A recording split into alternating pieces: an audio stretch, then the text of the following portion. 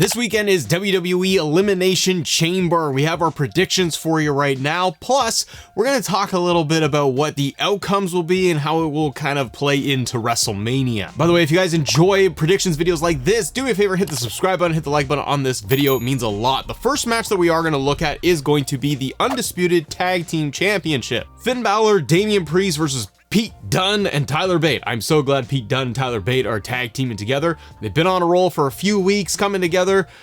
Judgment Day is in this weird position where they're kind of getting into the comedy stuff, which I do like, but the tag team titles haven't really done much of anything, and they're still undisputed tag team champions.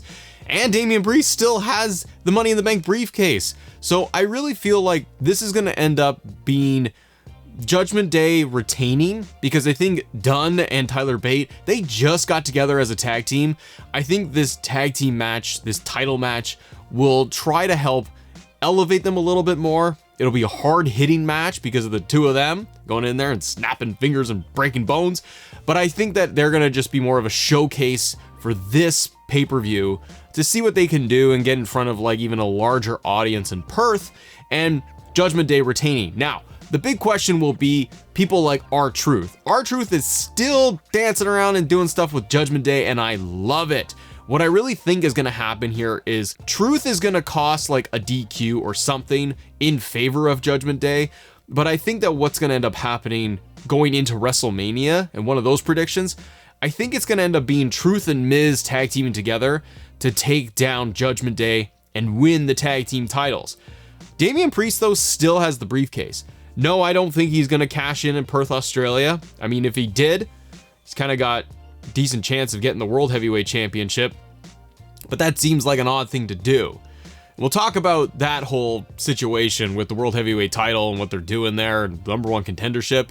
But right now, I think Judgment Day retains, and I think it's going to lead to a tag match at WrestleMania with R-Truth in the mix. So they got the Grayson Waller effect, and Cody Rhodes and Seth frickin' Rollins are going to be the guests on the show. This seems to be kind of the thing that Grayson Waller does.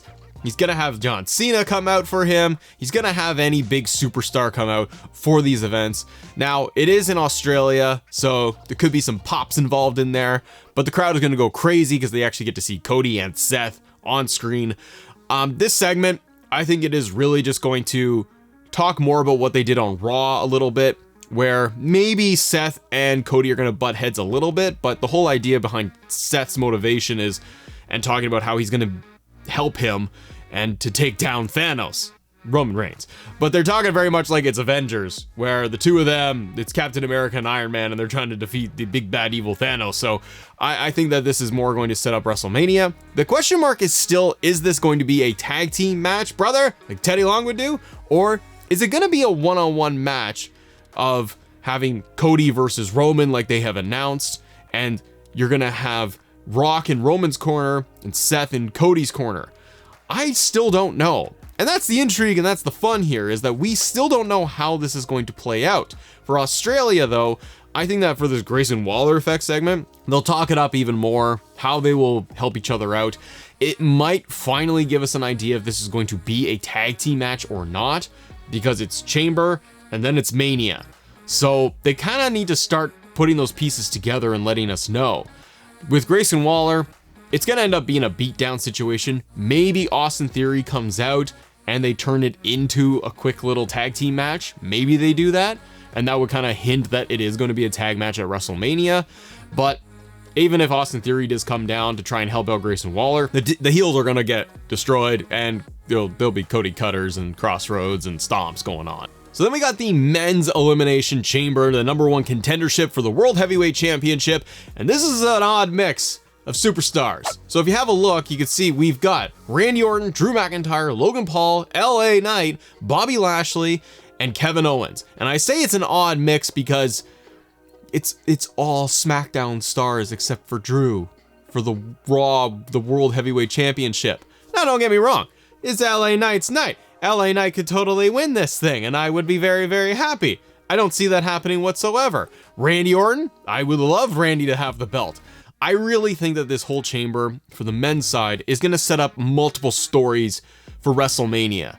I think you're gonna have more stories built in here that are gonna lead to those Mania matches. For example, I think Logan Paul and LA Knight are gonna go at it, and I think it's gonna set up that US Championship match between those two. I don't see Logan Paul holding onto the US belt past WrestleMania, and I think LA Knight needs a title right now. He's gotten the popularity really, really high. He's gone after Roman Reigns, and then he's kind of getting into this mid-card area again. And that's okay. And I think a Logan Paul match is right up his alley. And they have teased stuff in the past, interacting together.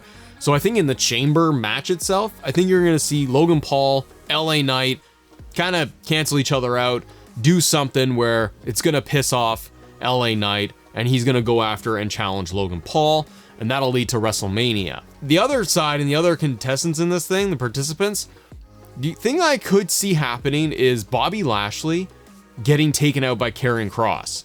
So we have that feud going on TV. It would be really nice to see. I'm a fan of Karrion Kross and Final Testament. I like all those guys. So I would like to see Karrion Kross come out and cost Bobby Lashley the match. Either take him out early in the Chamber or whatever, but just cost Bobby Lashley the Chamber match. That could hopefully set up more of their TV program, but also maybe lead to them having like a 6-man tag or something at WrestleMania, or the one-on-one match between Kross and Bobby Lashley. So that would be fun too. At the end of it all, I do think it's Drew McIntyre. However they get there with eliminations, I do think it's going to ultimately be Drew winning the Chamber. Frankly, he's kind of the most deserving, in my opinion, for the work he's doing. I really like heel Drew McIntyre. I really like what they have done with him for the last couple of months. And especially like after Punk got injured, he's playing into it a lot more. His character's believable. He's got motivation, which is great. He's kind of funny. So I really think Drew is going to win this thing and be the #1 contender. But this is where I go into the WrestleMania issue. It's not really an issue, but like you've got Drew potentially winning the Chamber. So then he's going to go fight Seth at WrestleMania for the world title. Great. But Seth is also doing this other story with The Rock and Roman and Cody. So is Seth going to be doing double duty at WrestleMania in terms of like a tag team match? Or is Seth going to lose the belt to Drew at Mania like night 1, and night 2 is going to be Cody versus Roman one-on-one with The Rock in his corner and Seth is just in his corner, and then they all cancel out and then stuff happens with The Rock at the end of it all? I don't know, but then there's also the chatter of The Rock wrestling at WrestleMania. So I love that there's a lot of pieces and a lot of unknowns. That makes me happy, but I really wonder if Seth is going to be doing double duty at Mania. When it comes to the world title, I really want Drew to win that thing. I think he deserves it. It'd be cool that he would have a run with the belt. And then it leaves the lingering question of Damian Priest. If Priest cashes in at WrestleMania, or does he try to cash in at Perth and go after Seth during the segment? And then you have Damian Priest versus Drew. I don't like that very much. I think that would be kind of boring at WrestleMania. But Damian Priest still got that briefcase, so we'll have to wait and see. Then there's the Women's Elimination Chamber match, and a lot of cool participants in this one, and I'm excited for the women's match. You got Naomi, you got Raquel Rodriguez, who just came back, Liv Morgan, who also just recently returned, Bianca Belair, Tiffany Stratton in a huge match, and Becky Lynch. Now, kind of like the men's, this could set up a few stories, but I do have question marks for where some of these participants are going to go after the Elimination Chamber. At the end of it, I honestly think it's just Becky's going to win, because Becky is the only one on the women's story side that has had the most promo time, has had the most story time, like story elements where she's gone through Nia Jax and is trying to get to Rhea. And Nia Jax has also been in the whole mix of this with Rhea. So like, it's really been teed up and obvious that it's Becky, unless they swerve us. And then somehow Becky still ends up in the main event match with Rhea and maybe Nia, I don't know.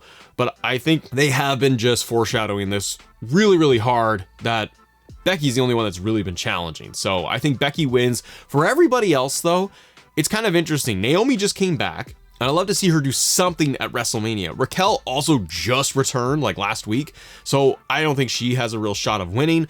Liv also just returned. She's got a lot of motivation to take down Rhea Ripley at WrestleMania, but I don't think that that's the big marquee match you're gonna get.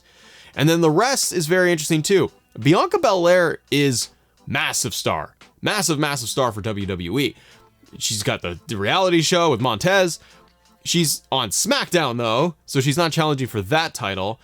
I'm kind of wondering if Bianca is gonna get either in a tag team match with Jade Cargill at WrestleMania, and maybe it's the two of them going up against, I don't even know, but a couple other heels, or going after the tag titles. Maybe they're gonna do that and they fight the Kabuki Warriors. That could work too. Kabuki Warriors maybe take out Bianca in the chamber, and that sets up Jade to come down and make the save. You never know if they're gonna go that direction. Or with Bianca, because she's got to be at WrestleMania. She's too big of a star to be left off the card. She's going to be in something. And that's why I think Jade is a perfect combination with her. Now, it could be something like Bianca almost going the John Cena route of Bianca Open Challenge. You could have Bianca leading to WrestleMania. She lost the chamber. She's defeated. She feels like, I got to get to WrestleMania somehow. And Bianca issues an open challenge at Mania. Then that enters Jade Cargill. And you could end up with Jade beating Bianca one-on-one at WrestleMania in like a 10-minute match. That way, you really solidify Jade as a main eventer. Bianca gets on the show, and it would be one of those big pop, big moments. Or it'd be a tag team match, which is the other thing I think it could be. But for everybody else, I don't know what they're gonna do at WrestleMania. It might be akin to last year, where they did like the tag team turmoil stuff, and they have these tag team showcase matches. But at the end of it all, I think it's still going to be Becky Lynch. And the final and presumably the main event at Elimination Chamber, Rhea Ripley versus Nia Jax for the World Heavyweight Championship. Rhea is winning. I would put all the money down on Rhea. There is no way they are going to have Nia Jax beat Rhea Ripley in Perth, Australia, right before WrestleMania. It's not going to happen. I think you're going to get like 15 minutes with entrances here, 15, 20 minutes. And it's going to be a lot of Nia dominating Rhea. And I think they're going to try to build to the Riptide as the big moment, the big move. And then we get that either with like a super Riptide from the top rope. And then that way you're going to get Rhea with the big pop and the giant celebration with like purple confetti and stuff coming down. People love Rhea. Heel or not, like she gets giant reactions. And she's going to get a massive reaction in Perth, Australia. So it's really not a question mark. The only thing I would like to see happen is that, assuming that Rhea retains the title, I will love it if the winner of the Women's Chamber came down at the very end. If it is Becky, then you get Rhea winning like a really hard-fought match against Nia Jax, and then enter Becky Lynch at the very end, and Rhea's like all broken down and everything, and she can hold her belt up, and then that way you really set up the WrestleMania match, the one-on-one match. And that would be kind of a cool way to end the show as well. But what are your predictions for Elimination Chamber?